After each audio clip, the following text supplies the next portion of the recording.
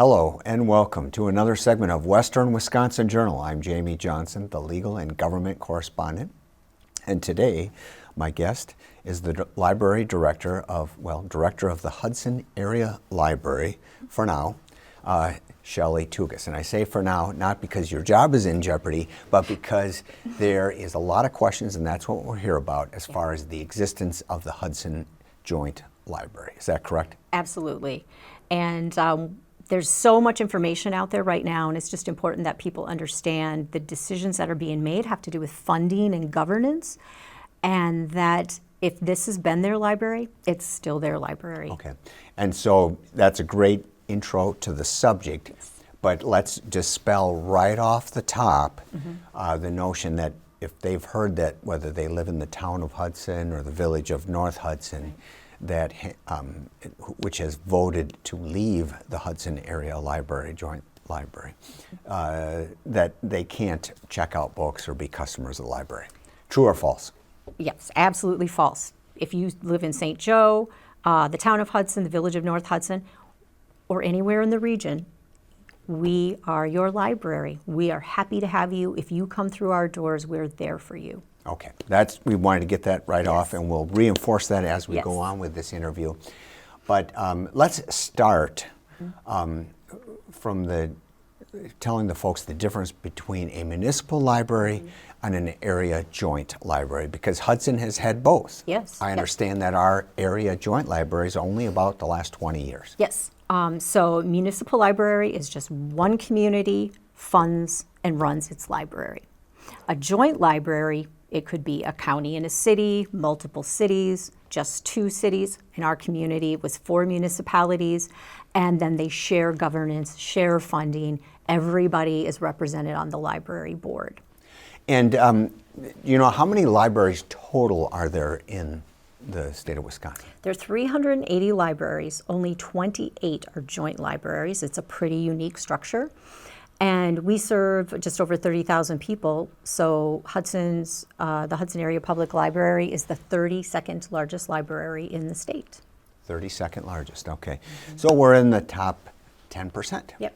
And also there's less than 10% that are these joint libraries. Now, at the time, the decision was made to go joint rather than just Hudson Municipal Library. What was the thinking or the goal at that time? The idea, was really pretty visionary. 4 communities could come together and build a much better library if they had that economy of scale, and 4 communities supporting the library. It could substantially increase library funding, and that was written into the agreement as the purpose. As the purpose was to increase funding. And some of it makes geographic sense because North Hudson is separated by Hudson only by a bridge. Yes. And the town of Hudson is actually the largest, most populous township in the state of Wisconsin that's not an incorporated city. Right. It used to be town of Fitchburg, for those trivia buffs, but that became a city by itself.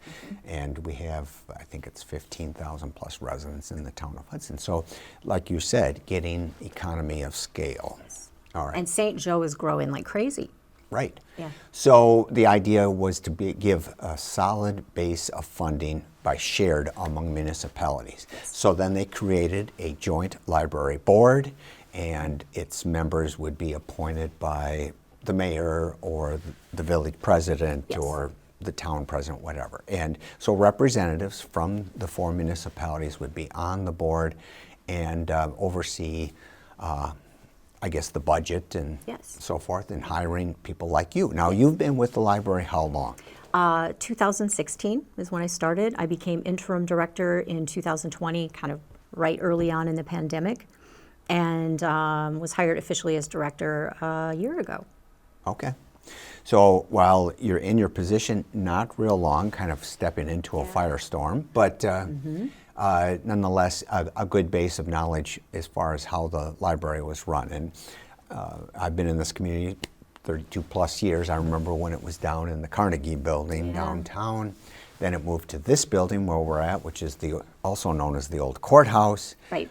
But I remember when the predecessor to Western Wisconsin Journal, and that's Power News, we were filming in the studio down here in the basement, and the library was upstairs for several years. Yes, yes. And then it moved to its current location in 2010. Right. And it's been an interesting year since you've been the director, because we had the storms of the winds from September. I was a director officially 2 weeks. Nice present there. And but then even prior to that, of course, we had about a year and a half of COVID before Yes. those winds hit. So between COVID shutting down the library for a while, and then the storms, and then now we have the funding storm. So this kind of brings us up through the years. Now we're in a situation, and I don't want to rehash history or name names or point fingers, but I know that at one point, one of our community leaders pointed out a statute that had kind of set statutory minimum funding levels for libraries, whether it's municipal libraries or joint libraries. And virtually every library in the state, at least the ones you know of anyway, were following those guidelines, Right. except Hudson. Right. And Hudson had fallen behind. And all 4 communities. Right. Yes. Well, and I'm not saying Yeah, city, right. but I'm just saying Just the so Hudson everybody Area Joint understands. Library, its 4 partners, if you will, Yes.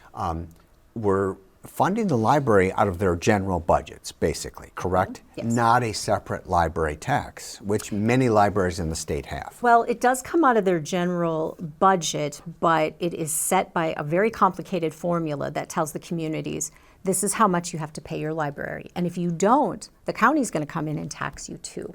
Okay. So But the that's how- county wasn't taxing to make up that difference. And then when that was pointed out, and the county was about to do that, then the law got changed, said, no, you can't Right. force that funding. And I think it's important to note, so the library's budget at that time was about $629,000, and it was supposed to be just over $1 million. So the library was shorted $415,000. Okay. And the communities with those levy limits we talked about being very strict, they were really in a tight spot. And so the legislature did step in, and then they changed the law for just joint libraries, so they would no longer have to follow that formula. And But if they convert to municipal libraries, then the formula kicks back in. it does. Okay. So that's where this nuance in this new law, addition by subtraction, basically. That's the hope and prayer, right? That these communities that have voted to remove themselves from the Hudson Area Joint Library would then, what would be accomplished by them withdrawing? Okay, so when they leave, the taxes they collect for the library and the funding, they just drops off their spreadsheets, right? It's like they don't collect it and they don't spend it anymore. Well, when you have a municipal library, it's funded through your municipality, but people from outside your community still use the library. So how does the library get paid to serve all those other people? Well, that's through a county tax. So the people who live in the communities, the village and the 2 towns, will not pay a municipal tax for the library anymore. They will instead be paying a county tax. And there's nothing unusual about that. Everybody in the state, unless you're in a joint library, if you don't live in a municipality, you pay the county a tax, and the county then reimburses the libraries that you use. Do we have examples of that in St. Croix County? Well, sure. So so you live in the town of Hudson. You're not part of the Hudson Library anymore, and you come to my library and you check out 100 books over the course Which of I a still year. have my library card, right? Good. Yep. So you check out 100 books over the course of a year. The county tracks all of that data through our circulation software, and we have a cost per circ, and that's another formula. And then they reimburse us because you, Jamie Johnson, came to our library, and that's how much you used us, and they will reimburse us to help support you and other people in the community who came to the library but don't pay a municipal tax to the city. Okay. And it's higher. Right. And so when you say it's higher, what's higher? The county tax will be higher. Okay. So everybody in those three communities will pay more taxes. Their county tax bill is going to go up. Their municipal tax bill should go down some. Okay. And the idea is that that county funding will be higher than what the municipalities were giving us.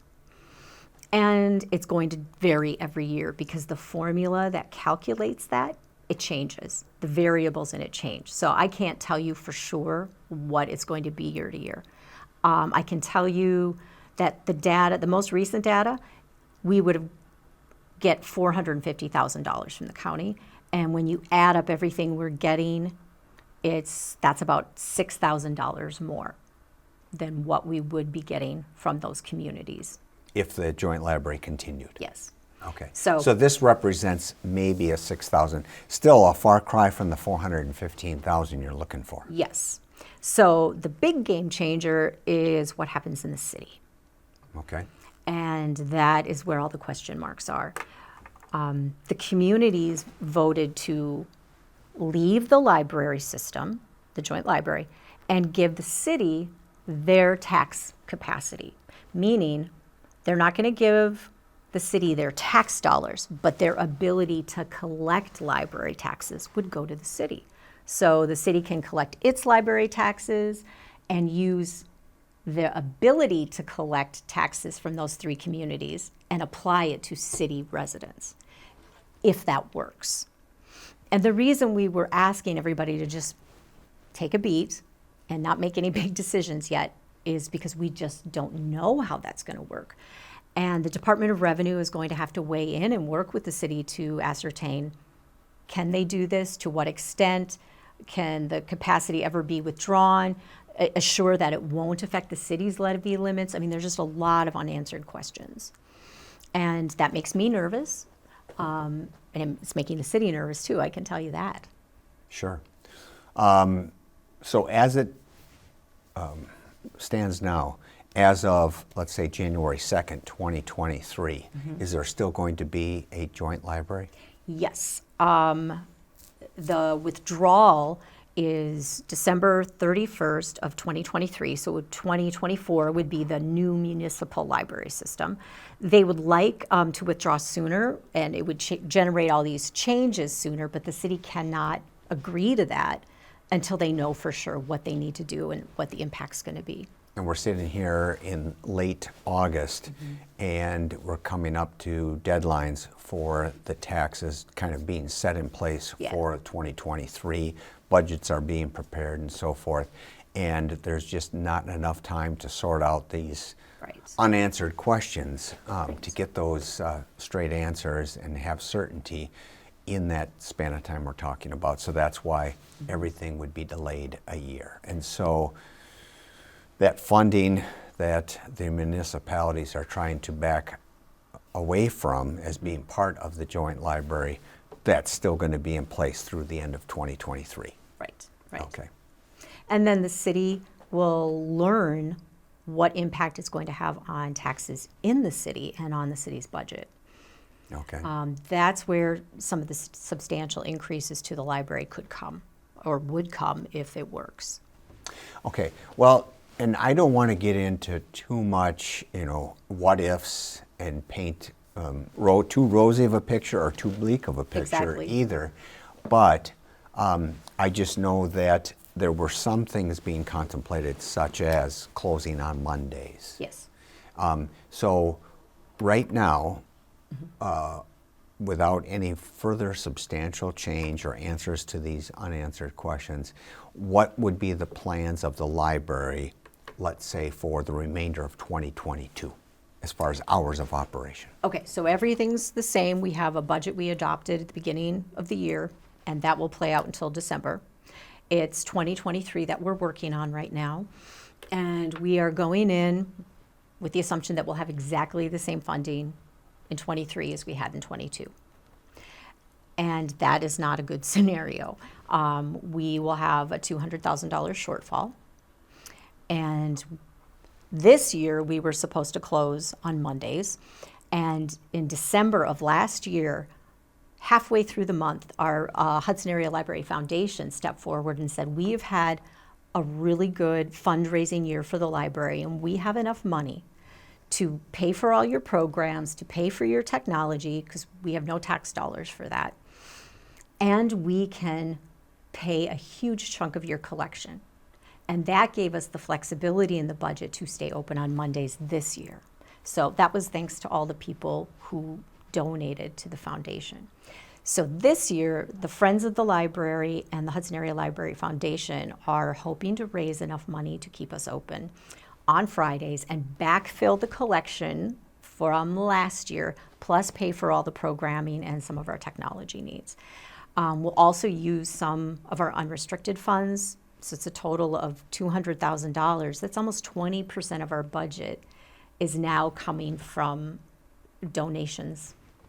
And that's just not sustainable. Okay. Not many libraries operate on that basis. No.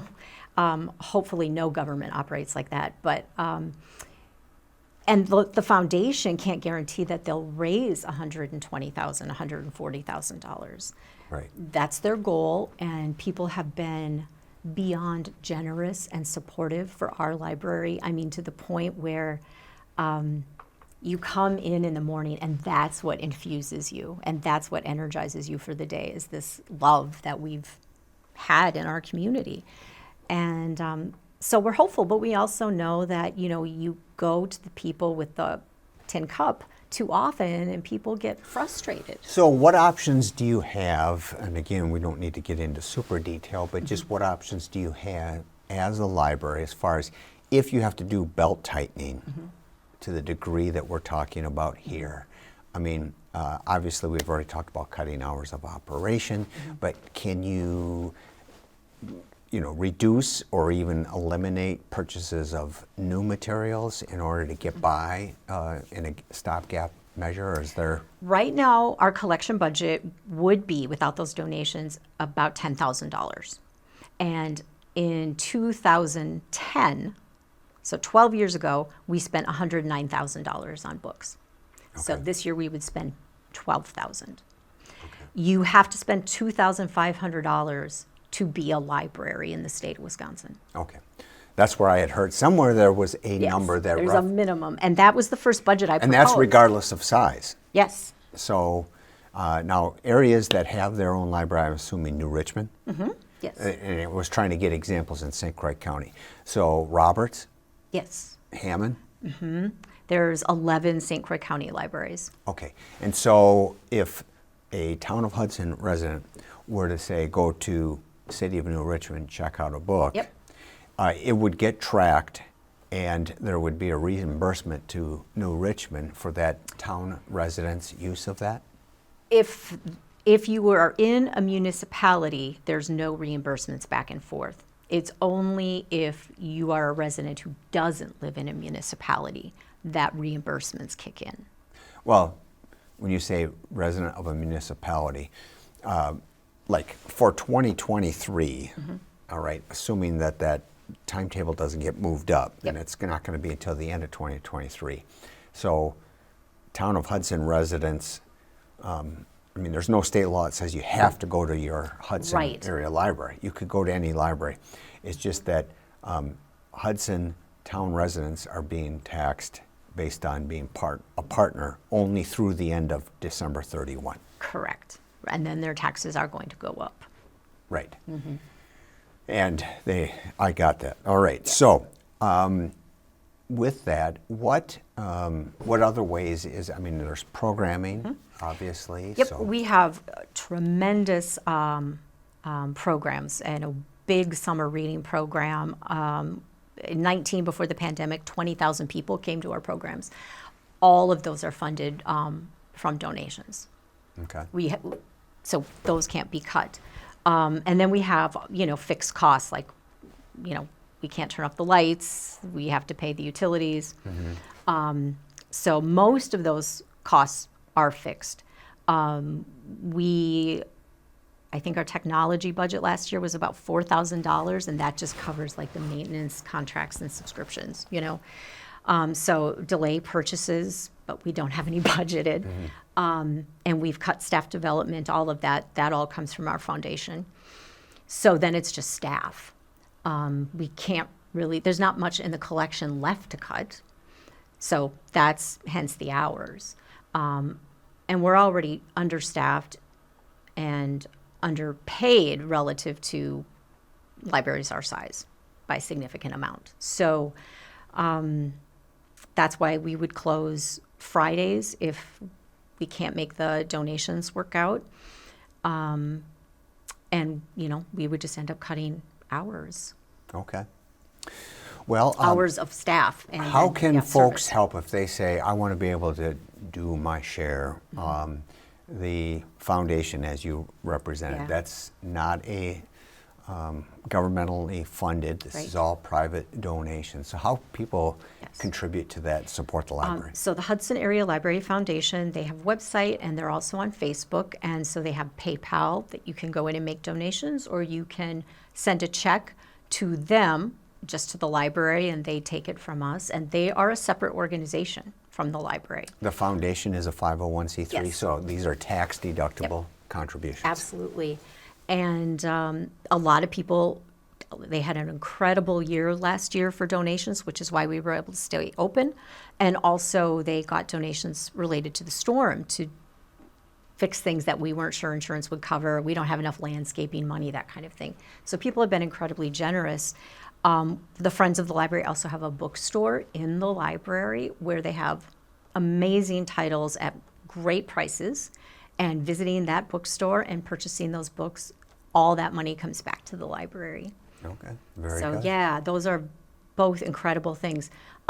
Get your library card, follow us on Facebook, subscribe to our YouTube channel. I mean, those are things you can do in just like a click that honestly help us, because the more people we have on our page, the more they hear about our programs and the things that we offer and how the library's changed over the years. We have more virtual programming than most libraries in our region, and I'm talking even some of the bigger ones. So there's just phenomenal So join the resources. Facebook page. Yes. Easy to do. Subscribe to our YouTube channel. YouTube channel subscription. Got it. Get your library card. Come visit us. Check out books. Ask about our non-traditional checkout collection, which is phenomenal. And again, all through donations. You can get snowshoes at the library. You can check out a metal detector, a sewing machine, photo studio equipment. And these are all available thanks to people who donated to the foundation and who have come to the Friends of the Library book sales. So show your support by using the library. Yes. Right? Thank you. That is the greatest way to put it. Okay. Good. Now, how will people that might be concerned about how this plays out because of the uncertainty we have now, how can they stay up on this?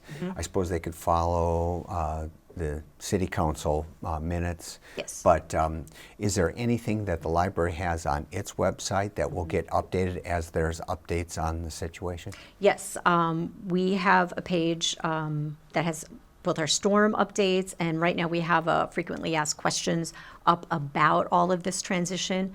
The Star Observer is going to run a column soon, covering some of this. They've been doing a great job of covering the topic. And I encourage people to stay in touch and let their representatives know what it is they value and what it is they want in a very, diplomatic. I'm part of the Golden Rule team, and we're trying to encourage civil discourse. So I don't want anybody, badgering our city council members about the library, but just, being an effective citizen and letting people know in a positive way what it is you support. Okay. Very good. I think we can do that. Yeah. Thanks for coming on the show. Yeah, Very absolutely. informative, and hopefully we can have you back on the show in 5-6 months with a big happy ending to all That would of be this. amazing. Let's make that happen. All right. Very good. And I want to thank you viewers for watching another segment of Western Wisconsin Journal. We appreciate you following us, keeping informed on this community, and just want you to keep watching. Thank you.